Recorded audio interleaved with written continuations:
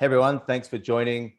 Good morning or good afternoon where you're dialing in from across Asia, Pacific and Japan for this session around live hacking with Snyk. Should be pretty exciting. Minimal slides, more hacking and demos during this sort of 1 hour session.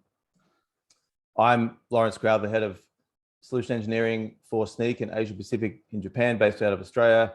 Been at the company about a year, got a long history in software development and more recently application security. Paz, you want to do a quick intro? Cool. Hi everyone, welcome. My name is Paz Abachal. I'm a principal solutions engineer here at Snyk. Been here for about a year now.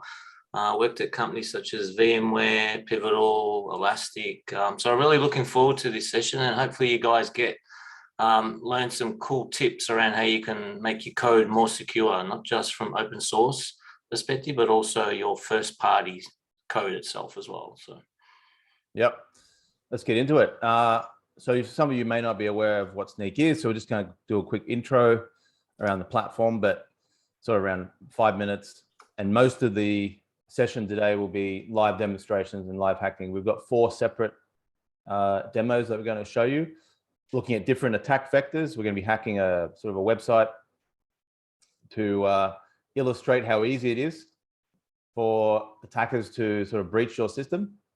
And then we're going to show how we can actually remediate or fix the issues using Snyk. We'll have plenty of time for questions at the end, but if you have questions now, during the presentation or the demos, put them in the Q&A window, not in the chat. It'll be easy for us to sort of moderate that way.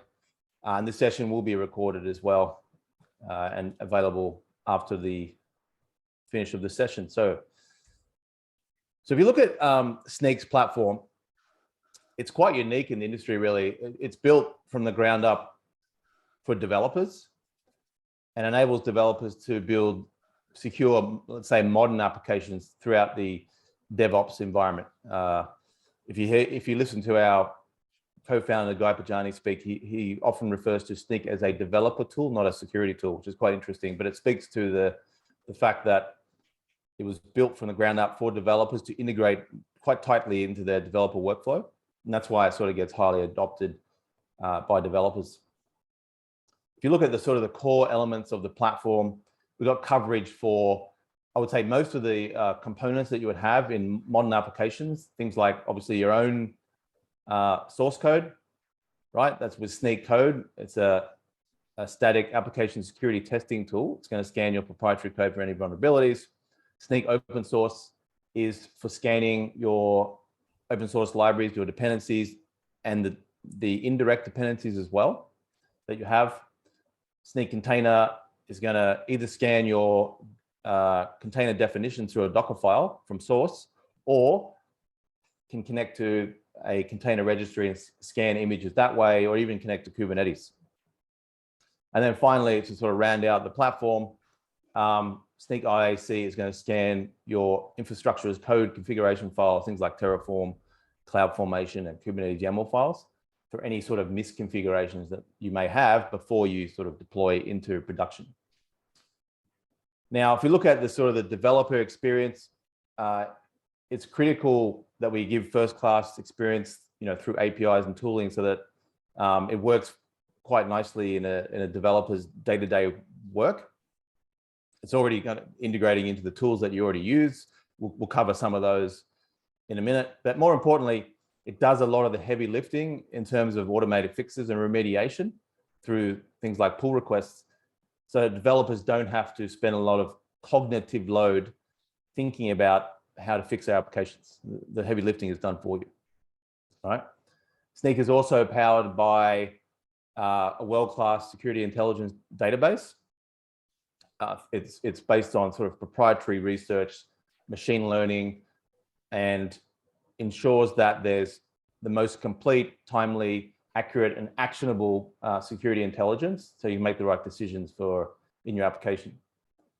Snyk is designed to provide application intelligence as well. That is, pulling application contexts from production, let's say, into your development workflows to sort of show how applications are deployed and how they're used by users, so that you can see if your application is the vulnerable code that you have is reachable or exploitable, all these things help you triage issues much better and much faster, and it helps you focus on the right things. And Snyk empowers developers to be proactive about security through tools like Snyk Advisor, which is our education sort of platform, and Snyk Learn, so that you can set up potentially a security champions program and really drive education enablement through your organization in conjunction with the platform. And then sort of last but not least, the platform is extensible through open APIs, so you can integrate with various tools that you already have in your process, and it provides visibility from a governance perspective through reporting and policy management for some of the enterprise customers out there. So that's sort of Snyk in a nutshell, right? Won't spend too much time. If you have any questions, put them in the chat window. And this is how a lot of folks are actually implementing Snyk in their software development lifecycle, going as far left as the code or the IDE, where developers are writing applications through the whole DevOps environment, extending all the way into monitoring applications in production. That way, vulnerabilities are found as early as possible and as the cheapest and least costly to sort of fix them, right? This is how you're going to scale your DevSecOps programs, by doing it early.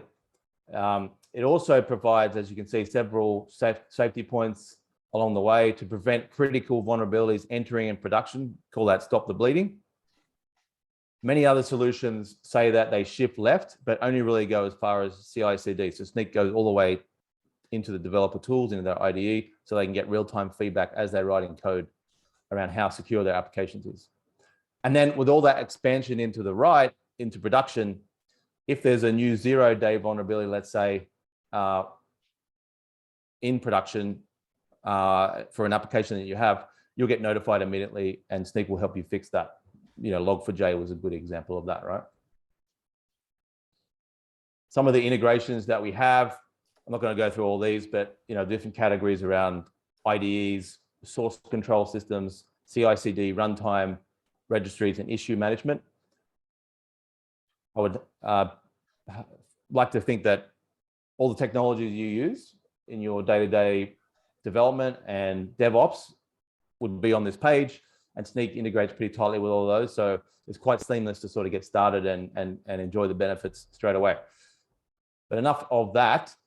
Let's get into some of the live demos. Any questions so far, Paz? No, all good at the moment, so I'll monitor that. Okay. So let me just switch my screen here. You see that okay, Paz? Yep. Awesome. All right. So the first hack I want to do is, and then Paz and I are going to sort of tag team here, taking turns to do different hacks, is called a directory traversal. So this is where, as you see from the image, if I take a normal URL and I want to try and get a directory listing of the files on the server, just like you would in Linux, you can use .. to sort of go back up a couple of directories and see what's in the root. Hopefully most websites will block this, but there's some that haven't, right? Which I'm going to show you. And you can go, otherwise known as CWE22, you can go to the MITRE organization for more details, I guess. We'll post that link in the chat window as well. But here's sort of more information around path traversal, if you will, in general. If you're familiar with Linux, then this will make total sense. So what I've got is this application here, pretty basic. It's a to-do application. I can say get milk, things like that. It's backed by a MongoDB database, and it's a Node.js application. Let me show you that in the IDE, so IntelliJ here. So it's currently running. What I want to do is exploit a particular library that I know it has called ST for static content. So we'll just go back here. So for example, when I click on about, I get some HTML, right? Now, modern browsers won't let you sort of do the directory traversal in the browser itself. So I'm going to use curl on the command line to sort of simulate the attack, right? So let's jump over to the command line. First of all, just to sort of show what happens when I curl that URL, I just get back the same HTML, right? Now I've got a little script here that makes it easier for me to run these commands. So I just ran this one here, got an alias so I can easily type st1, and it's going to run the same thing, okay? Now, most websites have a public listing, so you can see the publicly available files. So that would be st2. You can see that here. It's just going to list sort of what's publicly available. You can see all the things I should see, the CSS, image, JavaScript files, the same about HTML file as well, right? That's pretty standard, right? Robots.txt for Google indexing, all right? But now, what happens if I try and go back one directory, right? So if I type st3, what it's doing is just taking me back to the home page, right? So effectively, same thing as this. If I say .. just takes me back to that home page, right? With the get milk, all right? So if I just go back to my script here. Now, what I want to do, I know that some open source libraries have an issue with escape characters. So I'm going to try use %2e to represent ... effectively and see what happens, right? So Lawrence, just sorry to interrupt you. We've just got a question here. So st1, st2, and st3 are your own developed scripts. So I know the answer to it, but maybe you just want to quickly clarify what these st1, 2, and 3 is. Yeah, no worries. Yeah, these aren't actually scripts. The st1 and st. These are aliases for on the Mac or Linux, basically. So I'm instead of me sitting here typing curl and then URL, I've just got a shortcut. Okay, hope that makes sense. But we can actually post the GitHub repository for this later on for everyone to play around with this too. All right, so st4, like I said, I'm going to use %2e to sort of simulate what I would do if I did ... right? Okay, here, maybe I'll just make that screen a little bit wider. I actually can see some of the files at the app server root, which is pretty bad, right? I can see package.json, for example. Now, I could actually try and navigate to that file as well, like this, right? To see what other open source libraries this particular application is using. So this is good for a hacker. Why? Because if I know there's other vulnerabilities or weaknesses in other open source libraries, I can try and attack those as well. So the one I'm attacking right now is called st, static files for the Node applications. But you know, this is good information for an attacker, right? Now, I could also look at the Docker file, so st5, to see what's sort of configured on this container. Use that as good information. Finally, I could actually try and print out the etc password file, st7, as you can see there, right? This is read only, so I can't do any damage. I can't like delete files or create a remote shell or anything, but it's still pretty bad. I can get information like, as we saw, the other open source libraries and use that to further attack, right? Make sense? All right, so what I want to do now is actually use Snyk to fix the problem, okay? So let's jump over to Snyk here. That one is called Vulnerable JavaScript app. Oops.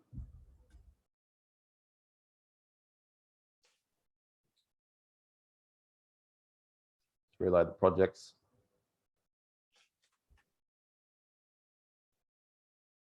Vulnerable node application, sorry, there it is.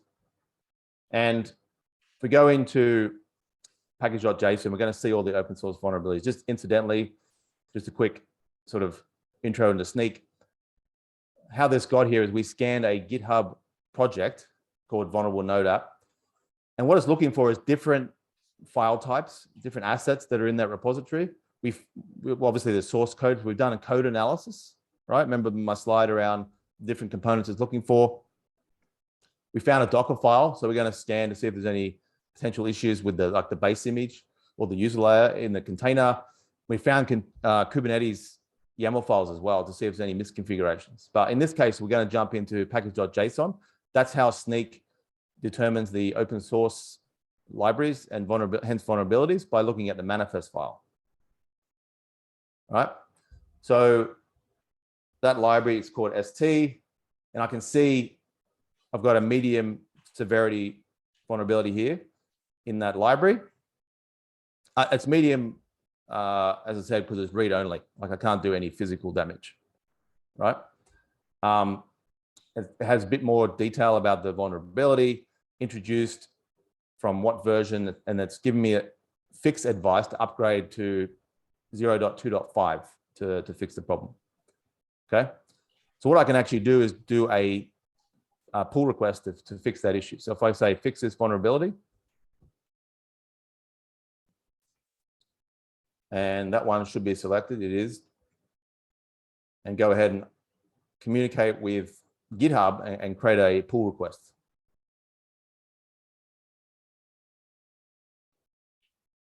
Takes a couple of seconds. This is what I meant by like Snyk doing the heavy lifting. So instead of just providing a list to developers to go through and try and fix the issues themselves, I'm creating a pull request, right? And the developer can come in here and see what has changed. So just really just upgrading the library. And what Snyk will do is upgrade to the lowest, safest next version. So it won't upgrade to, say, in this case, 1.0, because that could provide breaking changes. So we're going to figure out what is the safest minor update that has fixed or patched this particular vulnerability, right? You can upgrade to 1, but obviously you need to do a lot of regression testing to make sure that your application is not broken.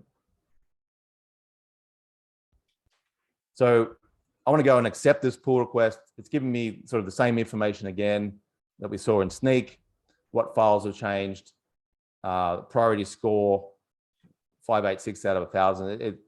I guess it's lower because it's a medium and it's read only. The original CVSS score, other information that you can go look up as well. And there's a proof of concept exploit out there, meaning there's some code that people have written to specifically attack this particular vulnerability and library.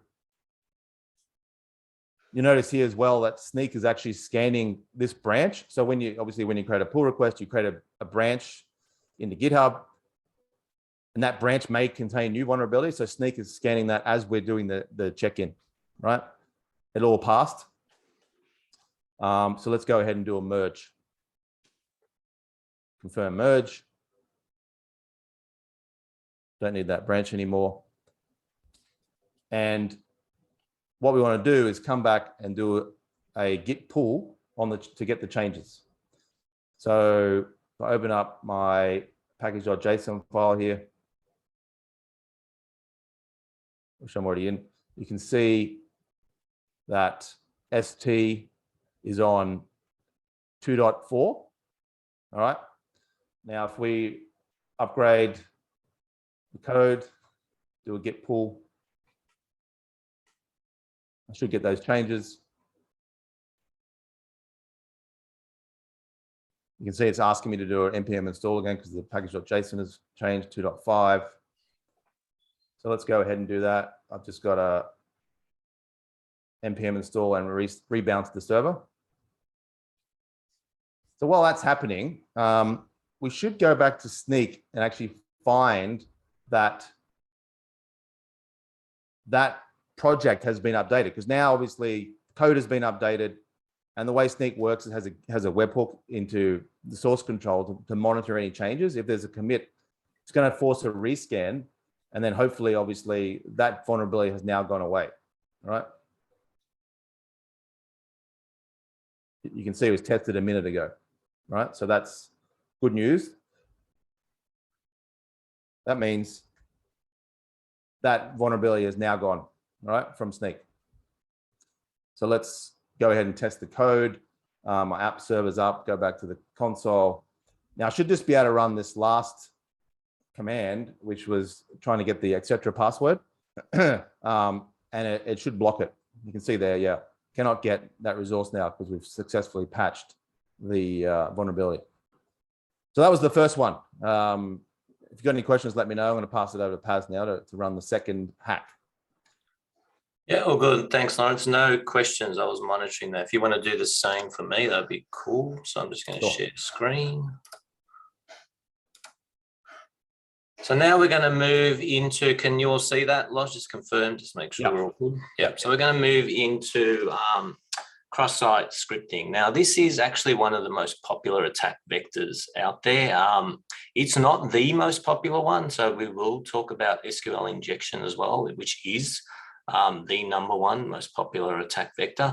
But cross-site scripting does pose a big risk because there's so many organizations out there that have public-facing websites, right? And so ultimately, what the attacker's trying to do here is there's always some sort of input form where they can submit a request to the server and then get back a response. So what they're trying to do in these input forms is actually add some malicious code in the form of using a script.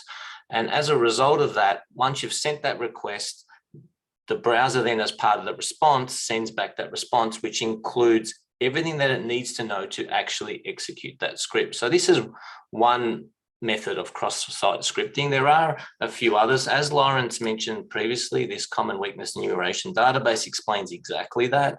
And the key to fixing this is to ensure that you're doing some sort of validation on the input to avoid running or executing script tags as part of the form validation. But one thing before I move to that is this is not the only form of cross-site scripting. This is what we're going to do in the example, but you can also actually, attackers can actually store the malicious code on the app server directly itself and can be executed over there as well. This one you're going to see now is more a request response, and they can also do this by actually invoking it on the client side without having to actually click anything as well. So this is why it is quite dangerous, because it gives the attacker the ability to potentially run some sort of script that can hand back some information, potentially cookies or anything, that even a link to an arbitrary site that then goes and, you know, does something that the user doesn't want to do, right? So, so you can see why this is a very popular hack. So what I'm going to do now is I'm going to do what Lawrence did and go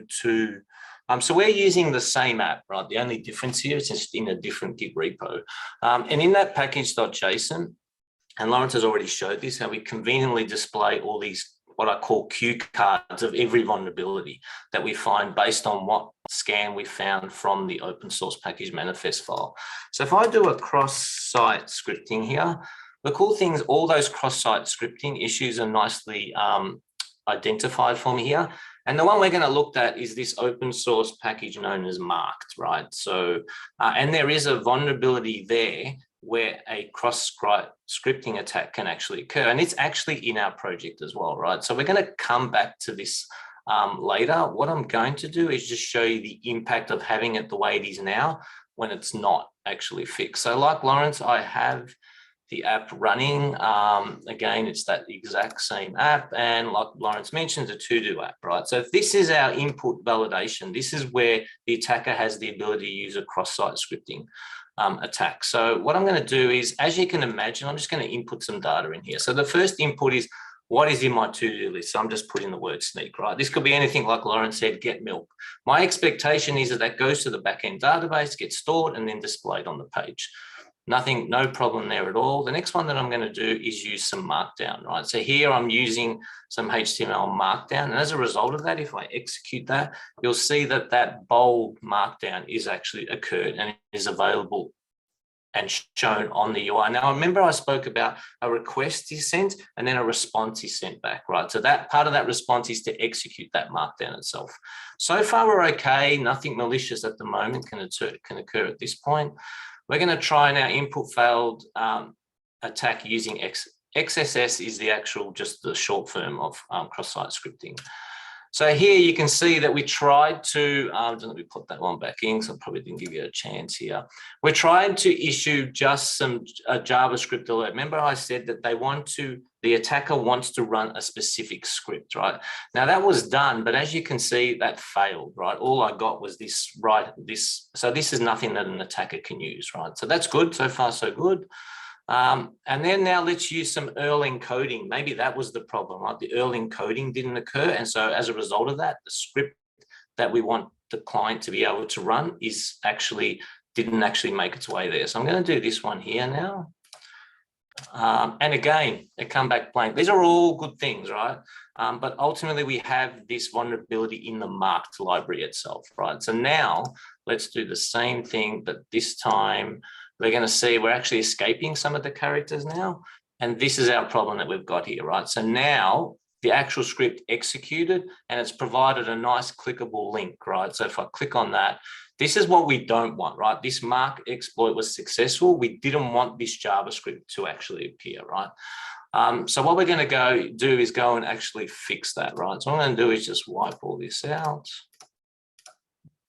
So I'm going to go back. Lawrence showed the convenience of what Snyk's doing here for us is they're doing the heavy lifting. Let's go and fix that marked package and move it from 0.35 to 0.36. Lawrence also mentioned that we go to the least possible version so that the impact of what this could mean on your code changes is going to be very, very minimal. So I'm going to do the same thing. I'm going to fix this. I could just go and fix it locally, but I'm going to show you the same thing that Lawrence showed, but for a different fix this time. So it's just got that one selected. I'm going to open a fix pull request. Hopefully my one's a bit faster than Lawrence's one, but ultimately it's going to be as quick as the other one as well. While that's happening, Paz, it might be worth pointing out the automated fix PRs that can happen automatically, right? When Snyk detects any vulnerabilities.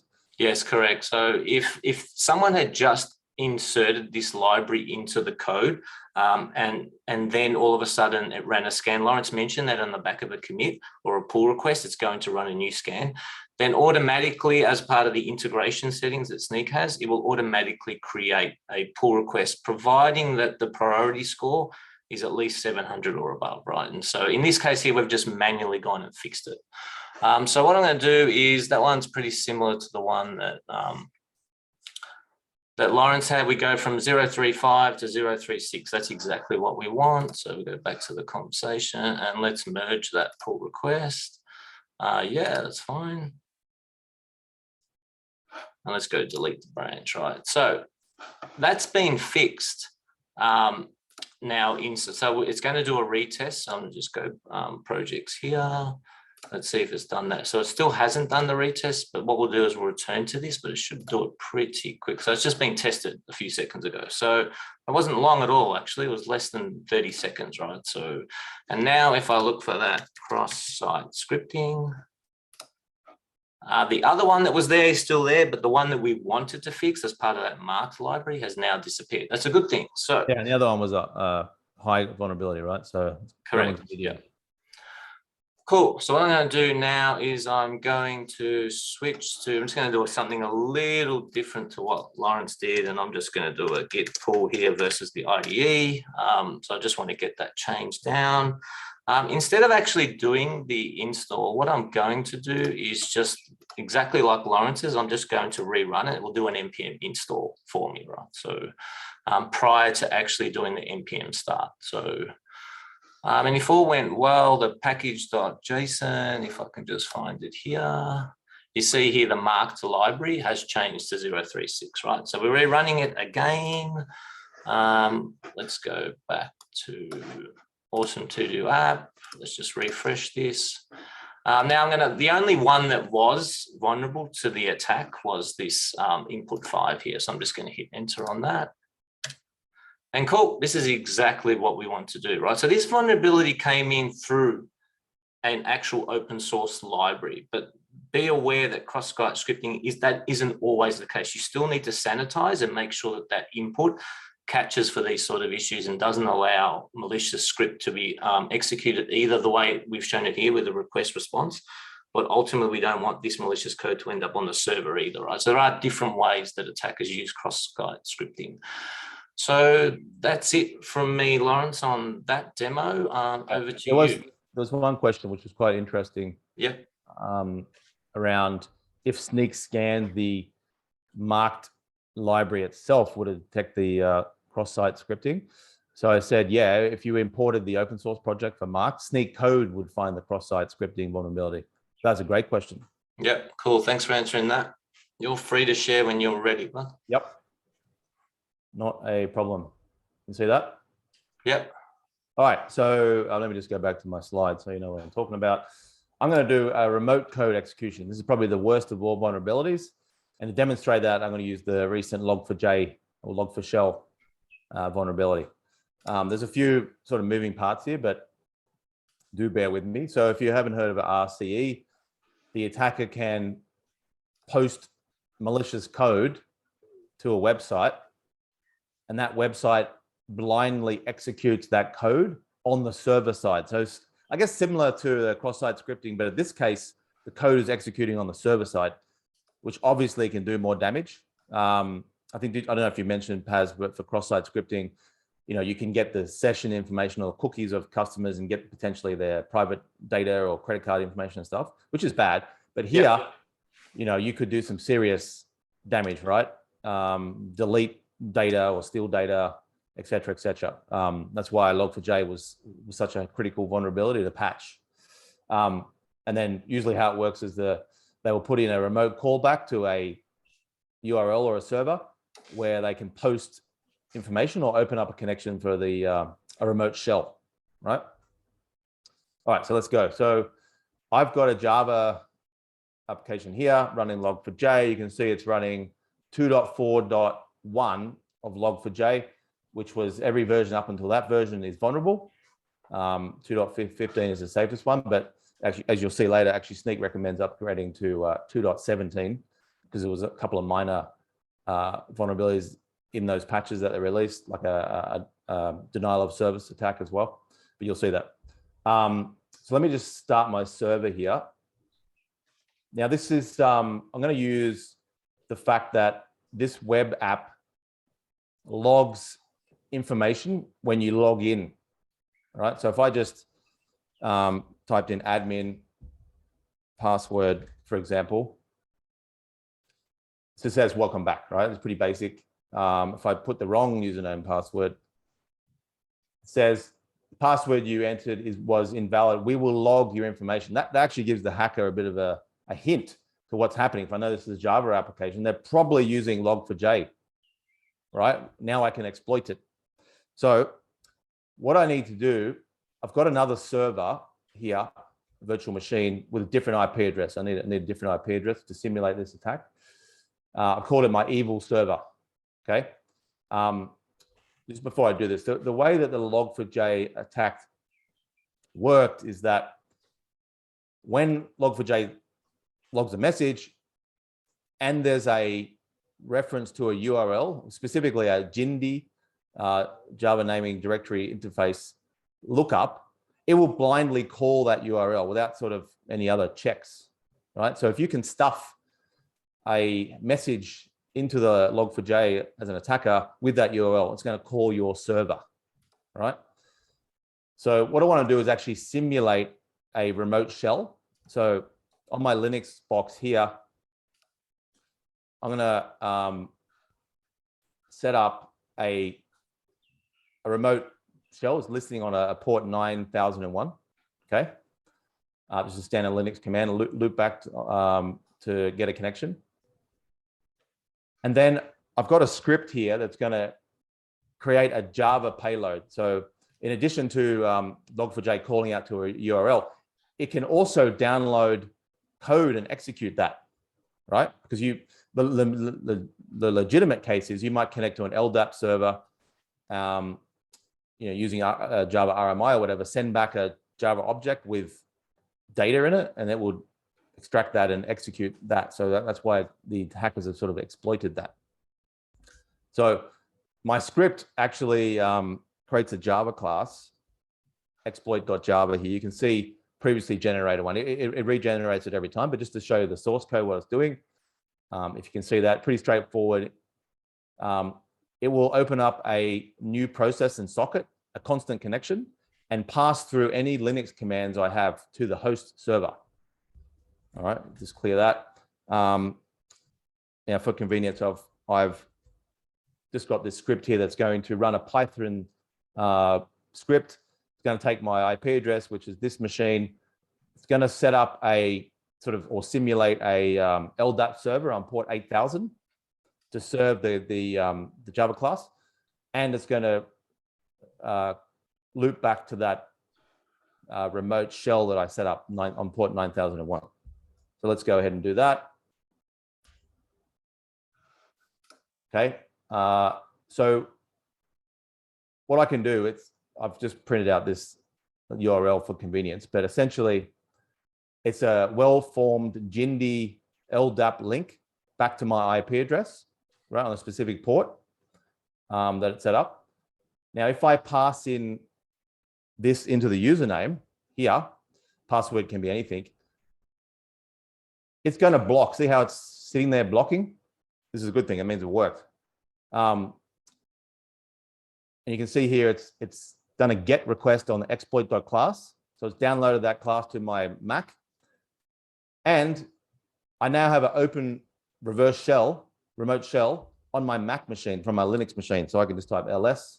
You can see here that is actually the directory of Tomcat where I'm running the application server. So I can pretty much do anything here, right?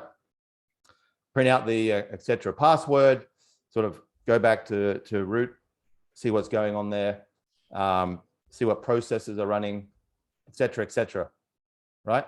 So this is pretty bad. I could effectively destroy this machine by doing rm-rf/. I won't do that. It's my Mac machine. But you get the point, I think. So now let's go ahead and see if we can patch the issue with Snyk. Incidentally, we do have a plugin in the ID as well. What Paz showed before from the UI and what I showed as well is also available in the plugin down here in IntelliJ. We support VS Code clips as well. But you can see that the critical vulnerability is here for Log4j. So as a developer, if I pull down that library before I even check it in, I can do something about it, right? All right, so let's go ahead and make the fix. Back on Snyk here. This is my Log4j POC. This time, obviously it's Java. I'm going to the POM XML. You can see there's a bunch of vulnerabilities to do with Log4j.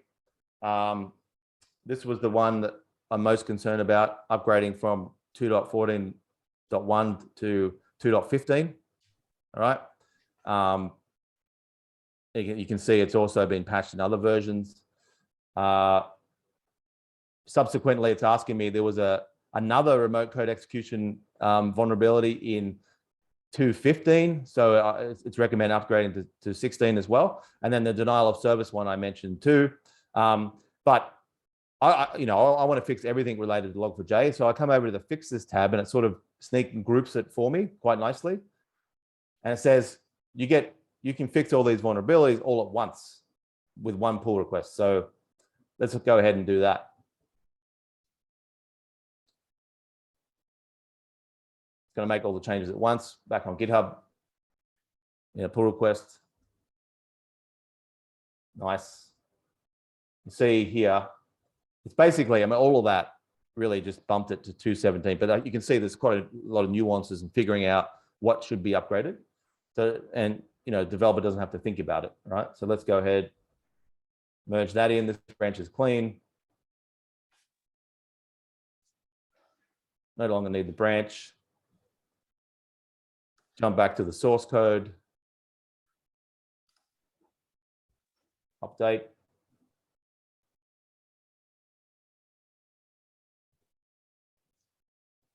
You can see there it's already updated to 17. Incidentally, I could actually come here.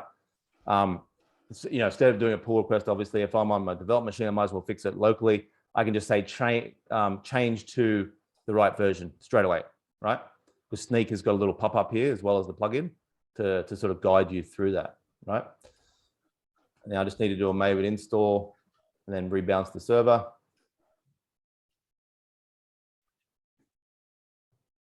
And I should be good. Just need to check my little remote connection because it times out, after a certain time. So let me just restart that to make sure it's running again. So I've got my connection running. Yep, my other script is running. So now, if I've still got the string there, it should automatically go through. Yeah, so it didn't hang this time, obviously. Successfully still logged the information, but didn't call the URL, right? So that is complete. Paz, over to you. Any questions? Well, no questions, but my bet is that if we ran this about, when was it, 3-4 months ago, there'd be lots of questions, right? Or people trying to solve this, right? So, but it does highlight a point, right? Is that, we're showing how easily we can fix these vulnerabilities, right? So I liked how you were able to fix 4 in one go, right? So that was quite powerful. I'm going to share screen. I'll get you to monitor the chat. Yeah, for sure. And this is our last hack for the day. I think we got right in time. We've got like 15 minutes. So that's cool. We can leave some time for open Q&A, right? So this won't take too long. The last one that we're going to go through is an SQL injection attack, right? Now, I mentioned that the cross-site scripting is quite popular. This one is listed as the #1 vulnerability attack out there, right? So if you go to OWASP, you'll see that straight away. There's a couple of reasons for that, right? Is because ultimately the organization's IP is in the database, right? And there's a trust factor with their customers, right? So if an attacker can get into that backend database, the damage is almost unrepairable, right? So that makes the difference between a business staying online and a business going offline, right? So it is quite dangerous, and ultimately there are different methods that an attacker can use from an SQL injection. Now, again, what I'm going to do here is go to that, just wait for Zoom to get out of the way. At CWE here will nicely explain the SQL injection as well. Again, this is really similar to the cross-site scripting issue in that you want to validate input before you send it off to the database, right? And make sure that they can't go and run commands that you don't want them to do or bypass authentication. So what I'm going to do is, before we actually do this live hack, I just want to go into a couple of details around SQL injection, right? So there's a couple of different methods that the attackers use. And the one we're going to demo today is called authentication bypass, right? That's the demo we're going to show today, where they work out a way through an import field, if they're asked to connect via username and password, to trick the database into thinking that A, it's connected, and B, to take that command and go and run it on the database directly, right? That's not what we want when we're presenting a login screen, right? The other one, and from an attack type perspective, is information disclosure. Now, Lawrence spoke about, the fact that people can get to credit card information, emails. This is all valuable data that's sitting in a database that should never be disclosed. And so ultimately, attackers, by executing or altering the SQL that's been run on the back end, can look for specific tables of certain names, or even query the data dictionary in the database itself to work out exactly where it's going to get this information and return it back. So that's what we mean by information disclosure. The other one, which is really dangerous as well, is the compromised availability of data. So I'm speaking about information disclosure was getting the information that they shouldn't have got. This one is actually altering the actual database, from removing data. Think of this perspective of, you're removing some audit or log data that needs to be there and it's just being removed by an attacker, or, dropping a database completely. That's just downtime, right? And the organization's in all sorts of trouble. Last but not least, the remote command exception. So a lot of database offer the ability to actually bypass the database and run an OS command. So if an attacker can get through via authentication bypass, then believe me, they can run a remote command execution on the database if they're able to work out what the database is as well, right? So this is the dangers. This is why an SQL injection is known as the #1 attack vector out there, and one that attackers use very, very frequently. So I am going to now go into the IDE. Now, Lawrence mentioned the fact that we could use the IDE plugin to do a scan. So I'm going to do that first and just hit this little scan button. If one of the first things we do is we authenticate with Snyk, we can connect the IDE directly to Snyk, and we'll just authenticate us as a user, or maybe your organization, if you're using Snyk, can give you a token, and that token will give you the ability to run Snyk scans, right? So what I'm going to do here is just run this little plus symbol now that we're authenticated. And you'll see here, one of the things I didn't quickly show is you can kind of determine what sort of scans you want to do. So I've turned off Snyk container vulnerability scans, but I've left on infrastructure as code and security scanning, as well as code quality scanning. So if I go to the security scanning, what we're looking for here is an SQL injection, and this is the one that we potentially need to fix. Now, before I go and fix it, let's go and have a look at what the impact of this issue unfixed, right? So what it's showing here is, if I go to the line of code here itself, is we're getting a username and password directly from the request fields in the browser, but we're doing nothing with it and simply passing it to the database, right? So that's not really smart. We need to do some sort of sanitization so that the attacker can't potentially run some arbitrary commands against the database, or in the example we're going to see now, is actually bypass authentication and trick the database into thinking that it's connected. So what I'm going to do is I'm just going to run this. Hopefully we're okay with time. It's running at the moment. So what I'm going to do is switch to a terminal window. The reason is it's just a lot easier to show, and basically like what Lawrence did, I'm just going to run a series of commands, right? So and these aliases, just so that we don't get that question asked again, which is fine. The NS1, NS2, NS3, NS4, NS5 are just commands that we're running to simulate the fact that we want to log in and also show what this SQL injection is. Now, this is the backend database is MongoDB, so it's a NoSQL injection, but it's the same class as an SQL injection. We're getting to a database and doing what we shouldn't do in the backend database. So what I'm going to do is just run the NS1, right? So if I do that, I'll see here that I get admin access granted, right? Now, so if I look at that, what we're doing here in NS1 is I'm actually using the correct username and password here, and so I'm getting the response that I want. I could do the same thing in JSON, but I'm just going to omit doing that for now. Let's go for a failed logon attempt where we actually use the wrong username and password. So I'll do an NS3. This time we have a look here, we get admin access denied. And so we've given the wrong username and password. So the database, when it's gone to authenticate, says this is not the right username and password. So that's good. I keep showing all the good things, but we will get to what is the reason for this hack that we're doing now. Now what I'm going to do is a successful login where I actually know what the username is. So I know the username is admin, and I'm passing in this greater than symbol here. Now that is not the password. We've already seen that that's the password, but let's have a look at the effect of what happens when we run that. So NS4, admin access granted, but you saw I didn't give it the right username and password, right? And so you can see here from the request that we sent the username as admin. That's what the desired effect was.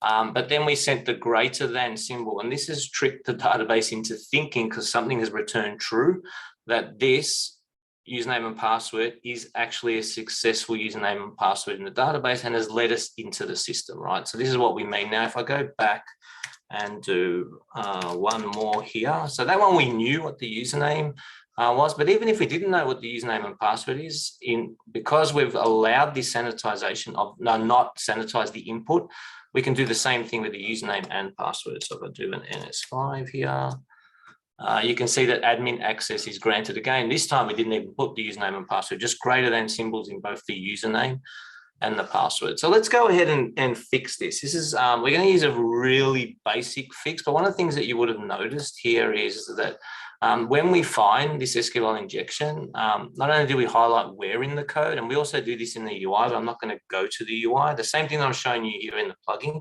will also work in the UI. So you'll be able to get similar type information.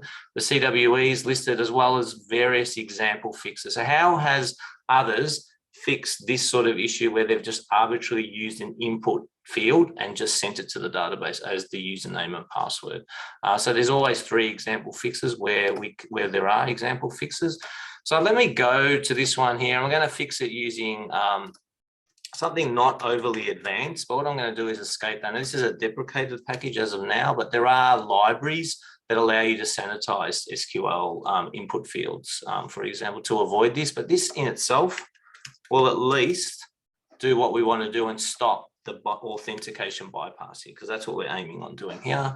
So I'm just going to run that. Obviously, I want to fix this, commit it back into the code base. We're just going to run everything locally here. So I don't want to do, we're going to do one more scan here.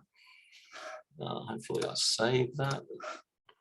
And hopefully that SQL injection doesn't take too long to do a scan. So the SQL injection is gone now, but let's see what the impact is of the app when it's running. So I'm going to go back into run. I'm going to bounce, as Lawrence puts, the server. I have to do an npm install, but not really, but that's what the script does.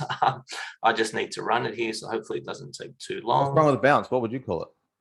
Restart the server, but yeah, bounce is another nice way of putting it. So that's restarted now. All I'm going to do this time is actually just go and try one of these successful login attempts. So let's try NS4 and see what happens this time.